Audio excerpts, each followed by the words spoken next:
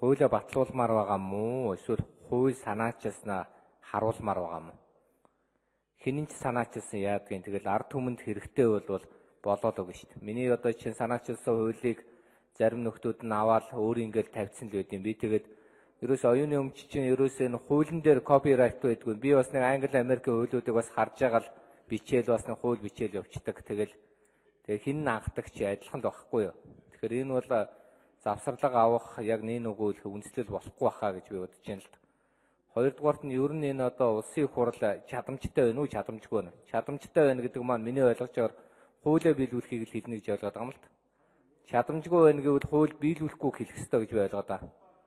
Өнөөдөр Монгол Ардын нам завсарлага авж байгаа энэ процесс, энэ хуралд орж байгаа байдал, ардчилсан намынхаа юмд хандж байгаа байдал ерөөсөө болохгүй байна.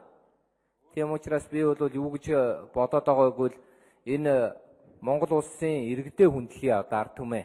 Монголын ард түмнээ хүндлэе. Бидний өнөөдөр нэг нүгүү хэлэхэд бидний сонирхлоор биш, бид чинь тангараг өргөсөн хүмүүс шүү дээ. Тангарагандаа үнэнч байцгаая. Надад таалагдна уу, таалагдахгүй юу гэдэг бол миний асуудал. Монголын ард түмэн таалагдна уу, таалагдахгүй юу гэдэг бол бас нэг асуудал байхгүй юу?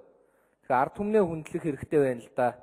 Тэр утгаараа ингээд байнгын хорооч хурал явдггүй, чуулганч хурал явдггүй. Би хүртэл одоо нэг орон нутаг томилт авъя гэхээр жишээлбэл эрс хүрхгүй шүү гэдэг нэг жижиг юмар хийнэ гэдэг бол маш аюултай байхгүй юу? Энэ 76 дотор ганцхан томилтоор ажил хийж болно шүү дээ. Энд чинь ажиллаар явъя гэж байгаа байхгүй юу?